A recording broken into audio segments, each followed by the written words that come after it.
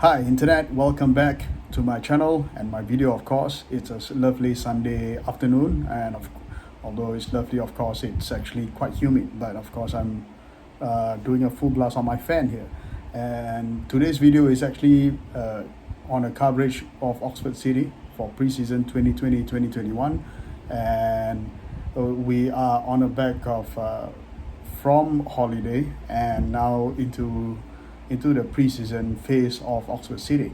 And the key takeaway from last season was that we have established our formation of 4-4-2, the partnerships of certain areas, whether it's centre back, central midfield, or any other areas of the formation, and of course a settled squad, and which players am I going to retain and which players are going to be released for this upcoming season.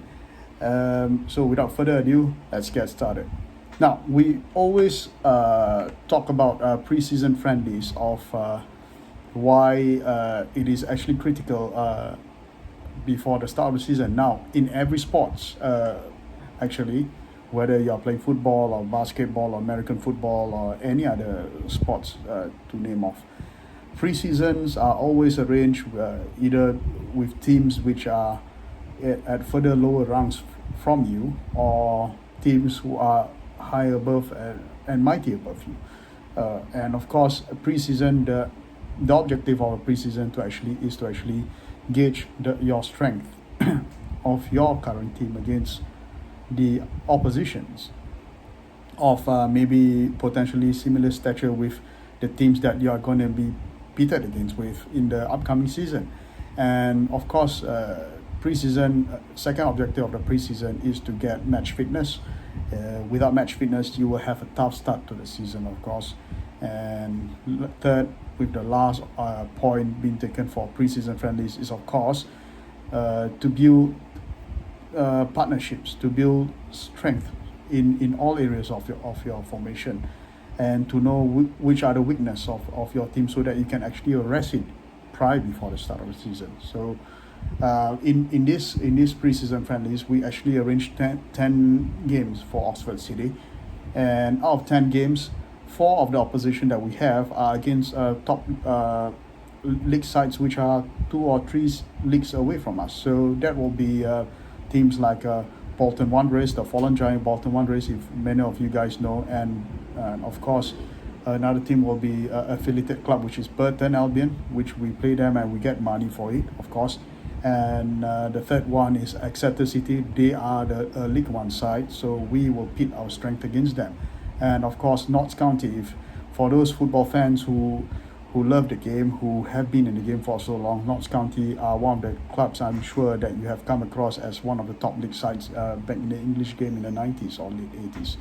And out of 10 league matches we played, we've won 5 times, drew twice, and lost 3 times. Now, this is almost similar to the forms that we have for last season, and in the sets of 10 league games. But I wouldn't fret too much on it, although I wish I can actually perform better. We lost of the 4 high-profile opposition team. We've won 1 time, drew 1 time, and lost twice.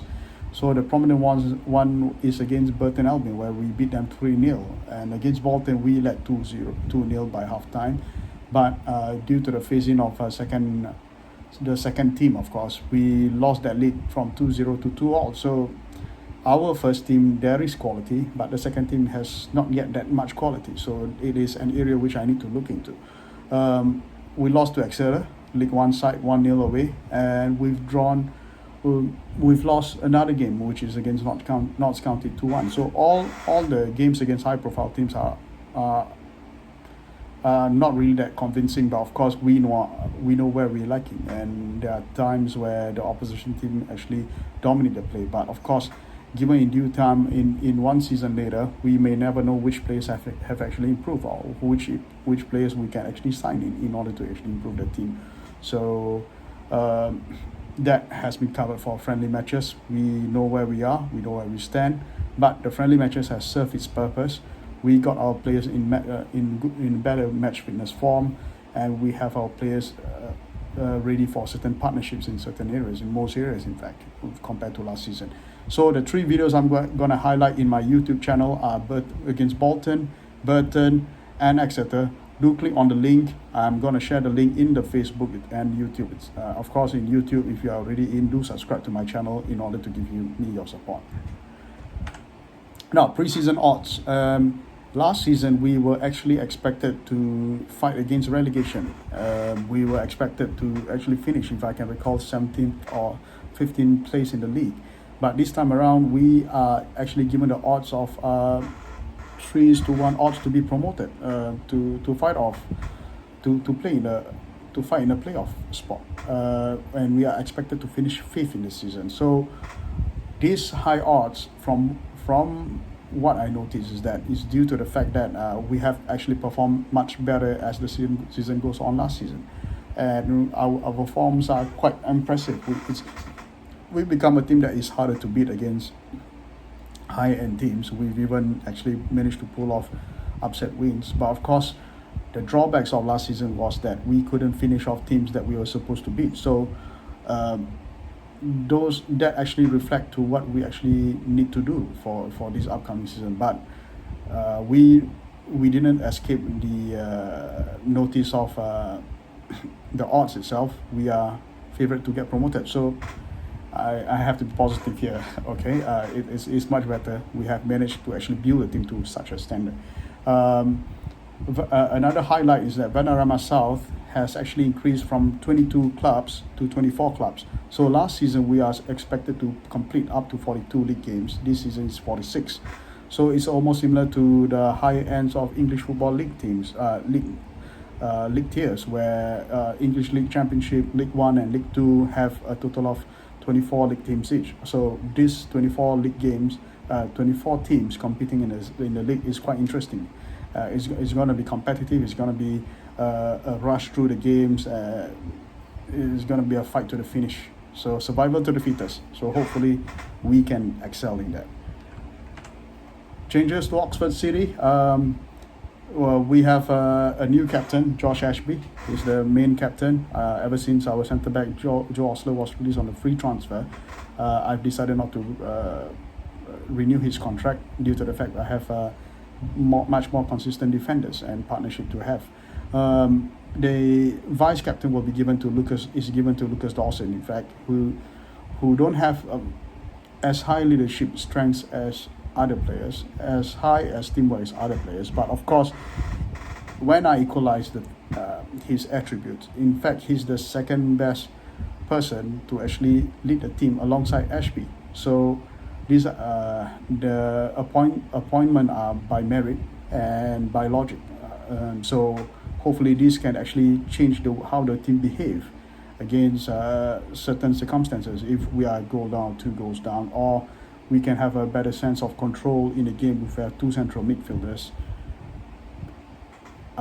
given the mandate to actually lead the team. So this is how they are being appointed by me. And of course, going to transfers for the club, last season we've signed a whole lot of good players. We released a few players, but this time around it's the opposite. We couldn't keep 5 players, of which out of 5 players, 3 are left backs. One is a midfielder, a left winger, and another one is a striker. So we've lost 5 of these players, but we've signed 3 players in order to cover the shortfall gap. The reason why we've only signed 3 is because due to budget constraints. Now, bear in mind again, Oxford City are a club which has minimal financial resources, so we can only sign 3 players to replace the 5. And the 3 players are Jacob Pemberton, right back, Joe Thompson, a centre forward. So Joe, interesting fact about Joe Thompson is that we've always complained about the inability of Oxford City forwards to challenge for aerial challenges, and Joe Thompson is there to actually improve that odds because he's got a better jumping height, jumping reach, and a better height to challenge those type of 50-50 chances. And Tolaji Bola, a left back, he's a former Arsenal youth trainee. I'm going to share with you in the next slide about Tolaji Bola. And the reason why we actually managed to get him, despite the fact we want to actually sign a few more players, but due to budget constraints. But getting him is an awesome coup because he can play in a number of positions, and I'm actually quite happy. It's like getting a quality of 3 players inside 1 player, so that's okay for us. Now, on to player feature, Tolaji Bola. I've got his Football Manager doesn't have his portrait, so I actually got him from Arsenal website. He's an Arsenal youth trainee in real life right now, but he's been released on the free transfer. We've signed him on the free transfer. An awesome left back who can also play in a central defense role, and his key attributes are strength. So you need strength, you need speed, you need tackling, and additional composure, and of course aggression and concentration. And these are awesome attributes for a left back come centre back. So I'm very happy to actually sign him. He's the most high profile signing that I have made. I wanted to actually sign Deschamps Bernard from Manchester United, who actually was released on the free transfer, but that was not meant to be. We were actually beaten by a higher end club. So, but Tolaji Bola actually is a good defender that we managed to sign. So the loss is actually neutralized in that manner. So hopefully he's going to be a great player. I believe he's going to be a good player. And seeing him in the friendlies have actually shown that he's a immense quality player. Now, game feature. If any of you who are actually going to actually play Football Manager, or those of you who have already played Football Manager but have had a headache of how to actually get good players, you can actually wait for end of June. Usually end of June clubs will actually release players, but of course there's a lot of work to do. You have to actually comb through each player. But if you want to follow my style, is that I will actually go through prominent Premier League sites and English League Championship sites in that matter to actually look at who are the players they released. It's going to take some time, but I've managed to get some players, send them on trials, and some of the players I managed to sign. But of course, most of the players I'm unable to sign. But if I'm given a bigger budget, I will actually sign most of them. But of course, it is what it is. It's meant to be. I only managed to sign 3 players, but this is a feature that most of you can actually go through if you are playing Football Manager. You save money. You can actually optimize the wage structure of your team to get these kind of players, and hopefully it will actually bring quality players to your team.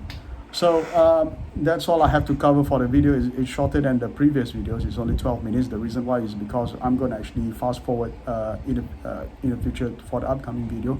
First 10 league matches, of course, cover more games and features for that. So without further ado, thanks guys, and thanks again to those who actually subscribe to my channel. There are up to 19 people who already subscribed to my channel.